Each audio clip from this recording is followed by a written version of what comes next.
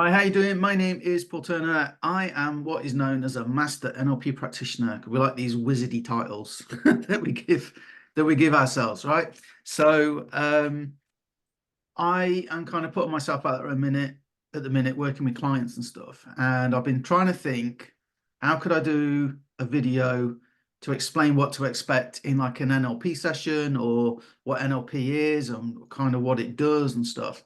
And then John, who I've became a client not long ago, very kindly agreed to do an interview with me so I could talk about, his experience of NLP. And then it just occurred to me, this is a perfect opportunity for you to hear direct from the horse's mouth, so to speak, kind of what it's like, whether it's worth it or not. So I promise not to put words in his mouth. So this is John McLauchlan. John, how you doing?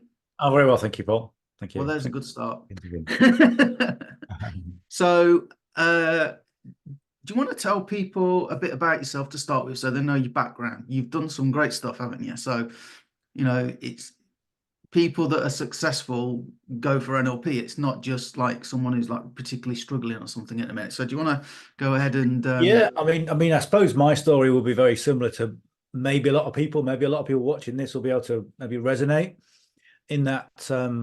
I started my career. My first real job, I suppose, really was a police officer. I became a police officer. Did that for best part of 10 years and went into business. And what I always found is that I always had real potential, like with my business, with the property side of things. I suppose at the time, everything was going well. And when things go well, things go really well. And to put a kind of example on it, I started property developing and just concentrated on properties and just making the experience better for the buyer. And when I looked at the numbers, I mean, obviously the numbers are really important, but I'd made like £250,000 in 18 months. And I kind of looked back and thought, okay, I'm probably doing all right at this. Circumstances kind of change. We went through a lot of bereavement at the time. And what I found was I ended up with this self-destructive kind of mechanism, which I realized had always been there. But it had just manifested itself more, from the circumstances that I've been in. And then the property side, sort of 2008, the property sort of shifted because of the global recession and all the manipulation that had been going on. that fun? Yeah. Yeah. So I thought, okay, I want to get into marketing. So let's see what we can do. 2007, I think it was.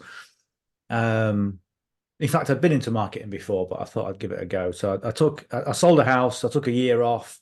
I ended up doing a degree. I ended up doing loads of stuff, and then always getting to a point where the business was starting to go into momentum, doing really well, and something would happen. And then the next business would start, and I'd go, this is really good. It's going to go into momentum. It's doing really well, and something would happen. And it's like, oh, you know what? All this rubbish happens to me.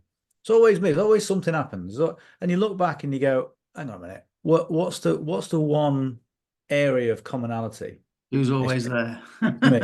Yeah, it's always this guy. And I kind of did the same thing happened in business, got so far, got so kind of successful, and then it all backed up. And the same pattern was happening with business, with relationships, with finance, with everything. And I obviously I know you, so I reached out. In fact, what I did first, probably going back 3 years, I thought, okay, I'm identifying the fact there's a problem. Mm-hmm. So I'm going to reach out to a psychotherapist, and I'm going to have a chat with a psychotherapist to see if I can sort this out, because it was affecting my relationship at the time, which I kind of wanted to kind of salvage. So I went to see the psychotherapist, and it went on and it went on and it went on. And I just thought, what am I doing here? What am I really getting out of this psychotherapy? It almost feels like the wound is still there, but he's put a nice little bandage around it, but it's still festering. You know what I mean? And then obviously I knew you'd done NLP. I knew you, so I kind of been on some of your sessions previously, and I'd been in group sessions where I'd seen people have transformations, and men been in tears, and me being the guy I am at the time, I suppose, a bit hard, maybe a little bit, what's the word? Just a bit hard and a bit, seen everything in life or whatever you think you have. I'm going, okay, the guy's in tears. Excellent, well done. Okay. Yeah, we've got another hour and we can see what, so quite skeptical was the word about, number one, psychotherapy was great, as long as you give him 40 quid a time to your therapist. Is NLP the kind of the same thing?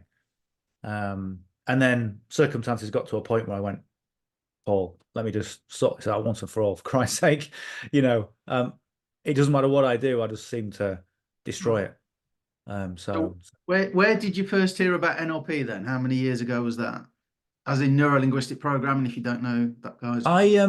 I first started looking into NLP probably when I was teaching more karate, and I looked into all kinds of things, to all kinds of personal development avenues to try and bring people on, and NLP was one of those. And I did what most people do, where you buy the NLP for Dummies book. Yeah. And you read that. Yeah. I've since got a few more books and what have Think you understand it, think you know it, don't need to. Yeah, and you go, this is nice, that's very nice, well done, I'll just put that on the shelf and I'll read it when I need it. That makes sense. Yeah, that makes sense. Yeah, that's good. That put back on the shelf. Yeah, absolutely. So I kind of knew about it, but didn't really respect it, didn't really appreciate it, like probably most people who haven't gone through the process, so thought it's something that sounds quite nice. And so there's something that made you go to a psychotherapist, sorry. There's something that made you go to a psychotherapist before you investigated NLP. So what is that then? Why? Because a lot of people don't think they need the mindset stuff.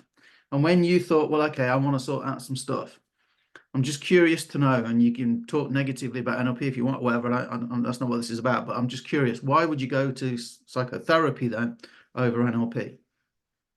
It's really education, because when you say to yourself, linguistically, I suppose, I need therapy, therefore I need a therapist. Right. And you go online and you go, I need a therapist. The first thing that comes up is psychotherapist. So when you're green, you don't know any different.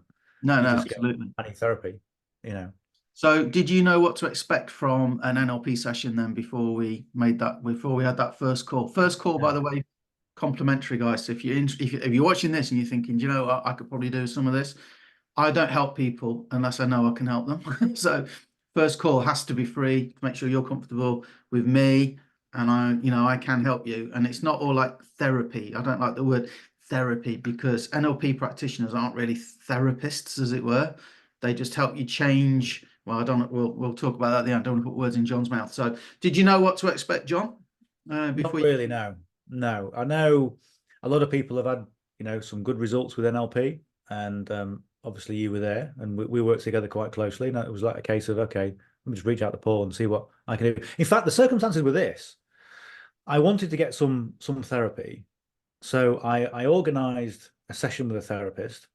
I kind of, it's like you go online, you pick someone whose face you like and whose write-up looks okay. I booked an appointment with her, and she cancelled because of the family situation. I'm second best. Well, actually, bridesmaid.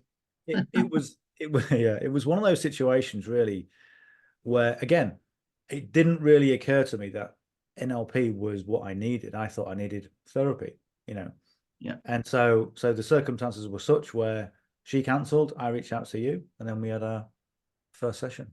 So it's probably a good time for me to explain what I was going to explain. So I'll tell my classic story about if you fell into a river and you can't swim, right? So if you fall into a river and you can't swim, what do you want? Right? You want to get out the water. But a more traditional approach with therapy is usually, when did you first feel you were going to fall into the river? Why do you think you couldn't grasp that branch? Now that you're in the river, how does that make you feel? Let's talk about what happened when you fell in again and again and again and again until you get over it, right? And I know it's not a true life example, but an NLP approach is, let's get you out the river. And then if you're still worried about all that stuff, we can sort it out after. And how that translates into useful stuff in our lives is, if you actually think about it, everything that we want comes down to thoughts and feelings. So your thoughts lead to your feelings, and your feelings lead to your actions, because your feelings make you do stuff. So if you have a trauma, something really upset you in the past. I mean, in NLP, we treat phobias really fast. It's called the fast phobia cure. There's on my testimonials page, there's somebody I overcame a phobia in like 15 minutes, because fundamentally we don't care why it happened. We don't care how it happened. All we know is that our brains have a certain way of coding that information.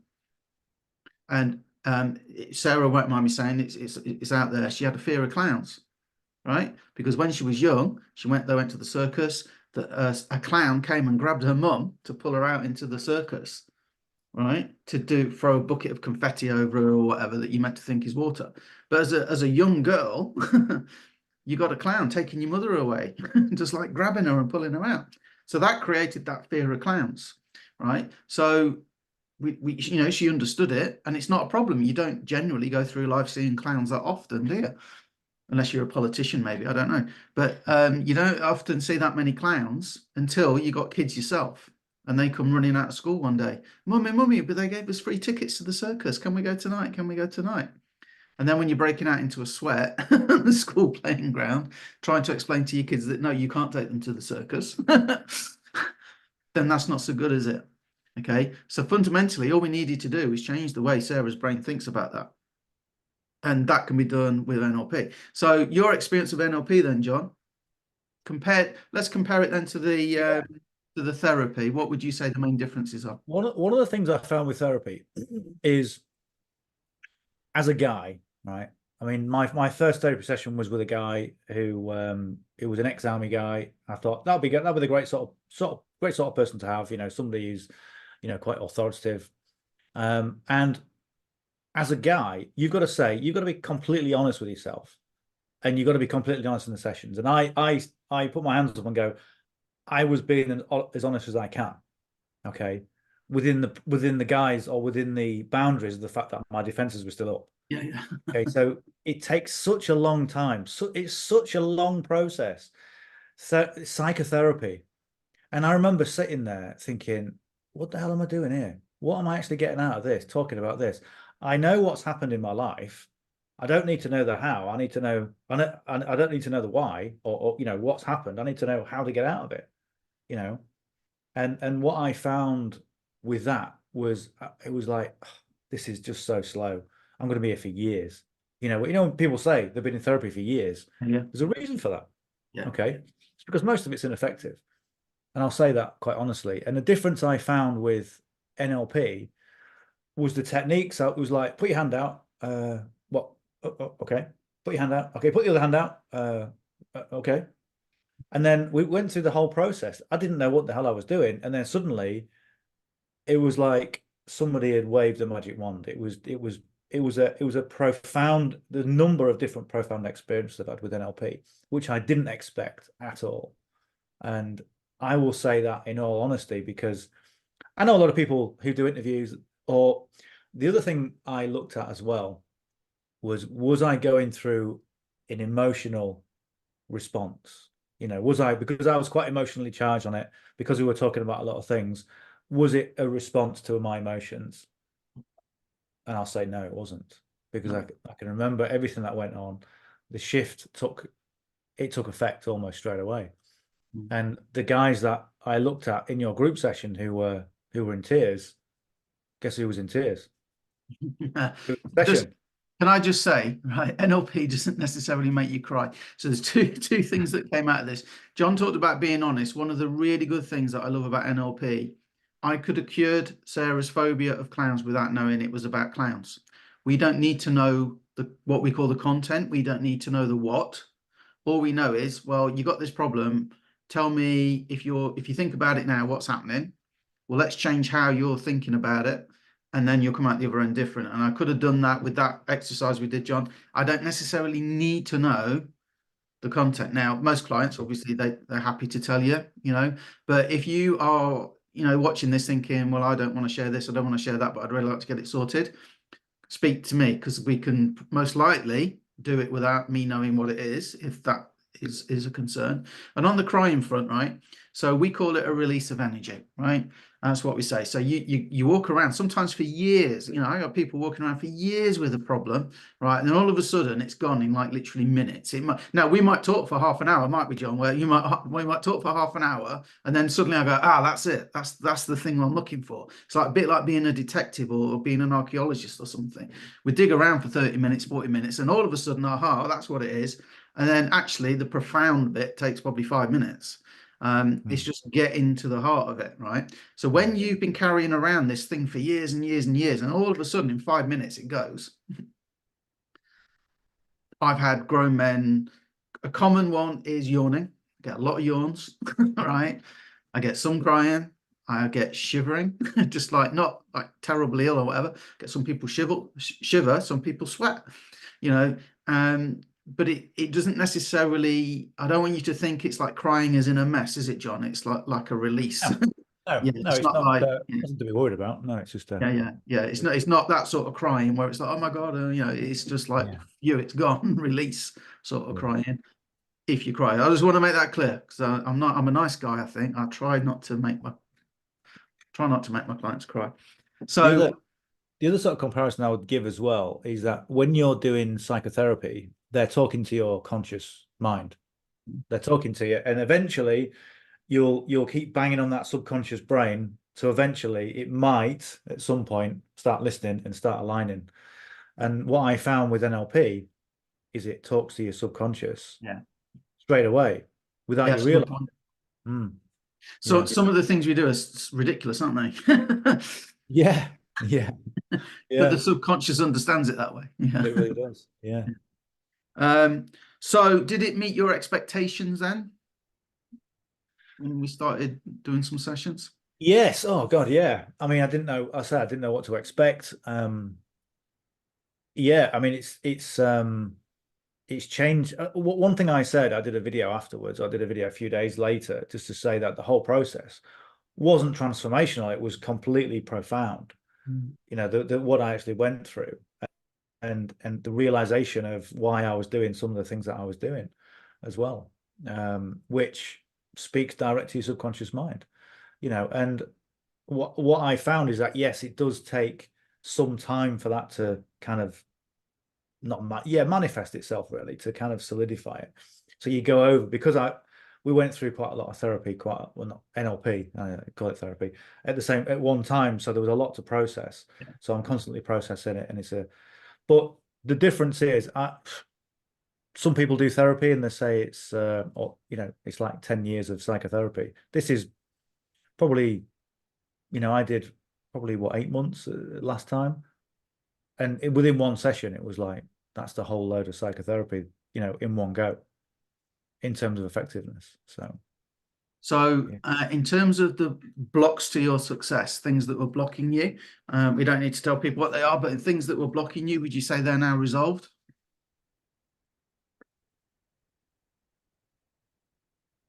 I would.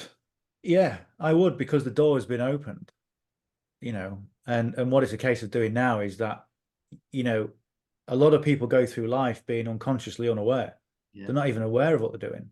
And a lot of the time I was doing that, where I was unconsciously unaware of, okay, let's do this, let's put loads of work in, let's work 16 hours a day, and let's go and self-sabotage the last hour, or the last 10 minutes, We all do it. NLP practitioners sometimes do it, guys. You just still catch yourself. That's the difference. Yeah. And then you can do something about it. Yeah. So then in terms of a plan to get into where you want to be, would you say you now have, I mean, I'm absolutely want you to be totally honest, but in terms of the goals that you want, would you say they're more focused and clearer now, and you've got a plan to hit them more than you had before, or the same? And again, be honest. I'm not trying to put words in. I'll be totally honest with you, is that when you said, what are your goals? And I look back and I went, holy shit, I ain't got any goals. What am I doing? I was kind of working all these hours, thinking, okay, that's my goal. That's my goal. What's your actual goal? And I go, I don't know. I don't know where it is. I don't know what I'm aiming for, and, everybody who's successful says, if you don't have any goals, what are you doing? You're spinning your wheels. You can't hit a target you can't see. No. So what the process is when you talking about what to expect, is what I try and do with my clients, first of all, is remove the things that are stopping them, right? Everybody has stuff that's happened in the past that might still be affecting them now. Okay. Everybody, right? So we try and deal with the self-sabotage, which most people do. We deal with any sort of obvious blocks that are there, and often we'll uncover, between me and the client, we'll uncover one or two more maybe. So very much the first few sessions are about trying to remove the blocks or baggage, right? And or baggage.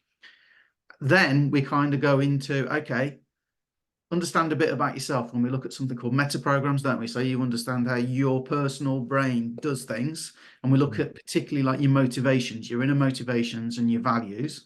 And then we can put, what do you really want together? What do you really want? What would a perfect typical day look like? What minor, smaller goals, not minor, but smaller goals do you need to accomplish to be able to get to your perfect day? You know, somebody might want to learn to fly a helicopter, might they, John? Absolutely. And then put a plan together to steal one. I mean, buy one. So, so you get clear on what you want, and then you work out the steps you need to get there. And I have a clever trick to help your subconscious do that in alignment with you. So you work with your brain, and then you got that plan. And now me and John, we're basically tweaking that, aren't we? We're at a point now where I would say a lot of the profound stuff has happened. But we've got a plan for John to get where he wants to be, quite ambitious goals.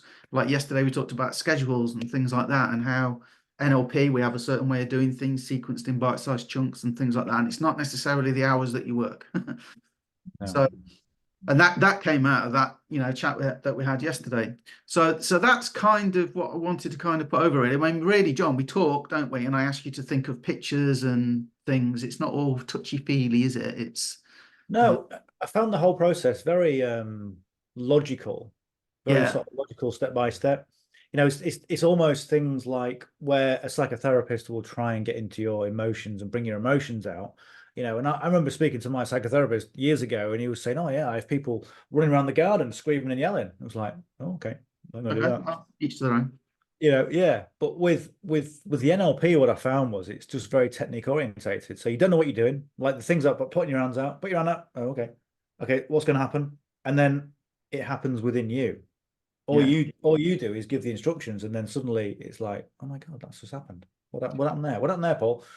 And that's why I would say anybody who's watching this is get together with you one on one, Mm. because that for me was the big where you're in front of me and I go, what's happening now? Why am I experiencing this? What's you know Yeah. it's so powerful. And the other thing I'll say as well, you mentioned about the meta programs. You gave me a load of handouts, which I found really, really helpful. And you said, take your time, fill out these handouts, and you know, all the different things that you put together. Number one, I thought they were really clever in what you did. And number two, it just allowed me to almost plan. It was Yeah. a planner that I'd never really done before, you know. And you think all these years of so-called, you know, success and almost getting there, and I'd had plans in place previously, but the self-destructive mechanism just got rid of them. We don't need Why them. didn't you do it earlier? I don't know. You knew Yeah. where I was. Oh, yeah. Right. Yeah. So we'll wrap this up because I don't want to take much of John's time, and you're watching this, you're probably busy as well. So there's three things. Biggest and about NLP, right? Not necessarily me. This is about NLP.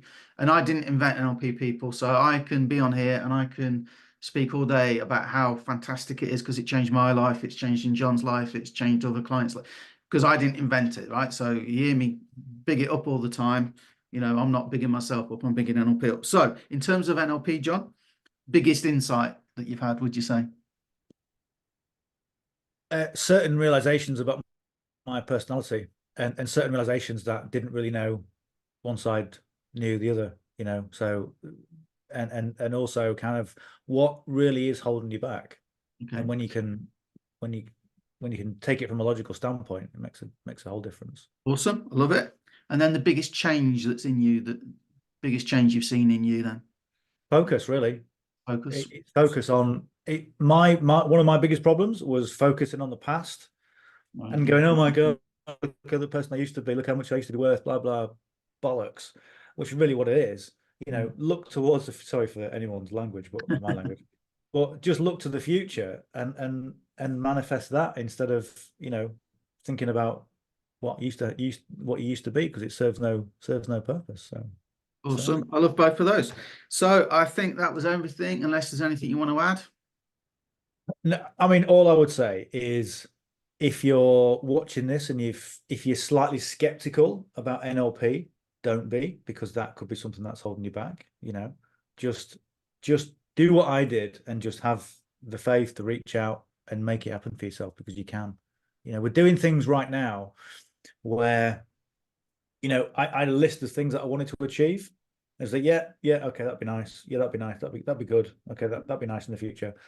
And now it's a case of that's on the list. Go and get it. Go and do it. And what's the plan? Oh, we're going to get it next week. Yeah. You know, that's the difference, making things happen. And you're well on the way, John. You know, the sessions are great, but John will also make sure he applies some of the stuff he gets out of the handouts and stuff. And, you know, some people, that's why they need the one-on-one. I'm finding more and more, you know, people want that one-on-one attention rather than another training course or whatever. And that's why I never intended working with clients, but it just came to me. It's like, Paul, can you help me with this?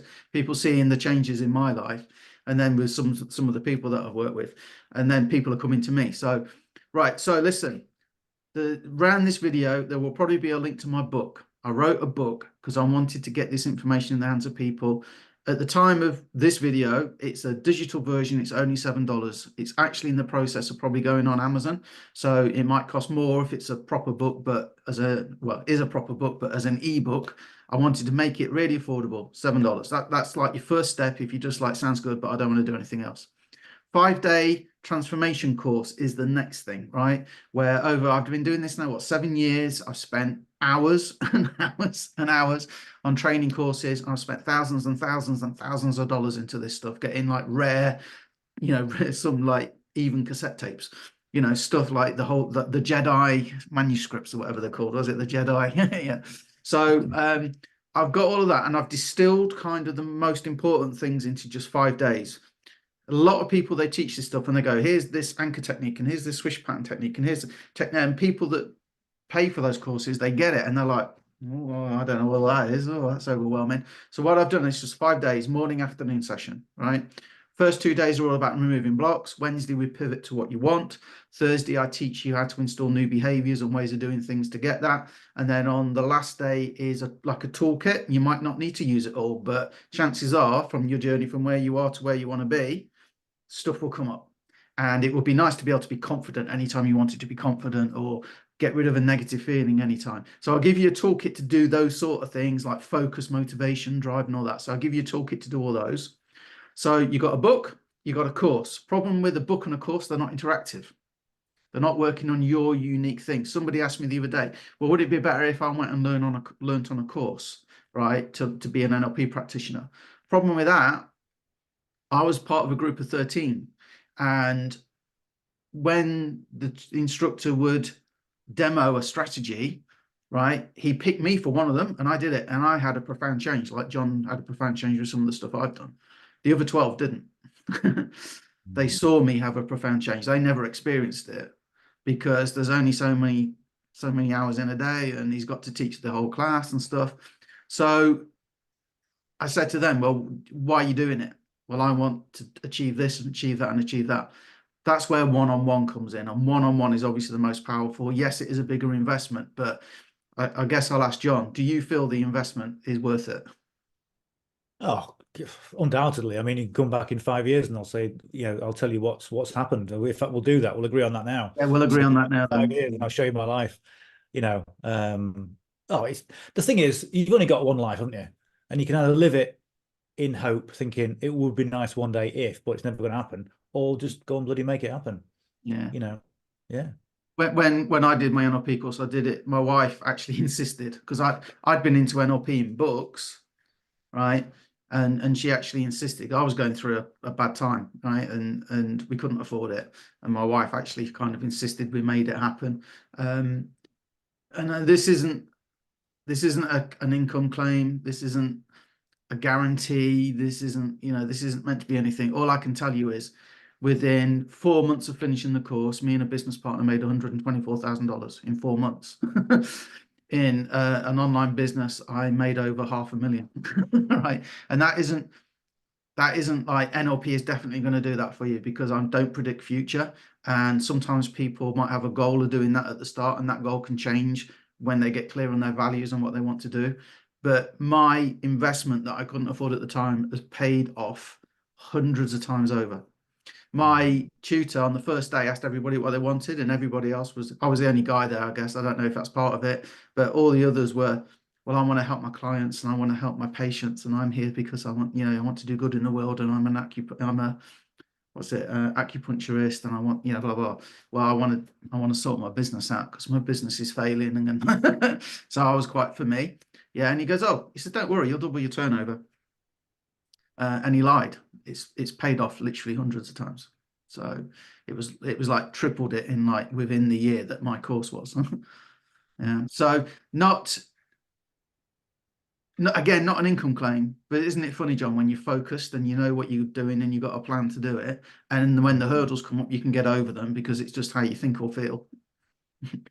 Absolutely, yeah. Yeah, it just happens, and you look at circumstances when your mind's not in the right space, and it can be a problem. Whereas it can be an opportunity for, it's just, I know it sounds a bit cliche, but yeah, it's just the way it is. It's the way it is.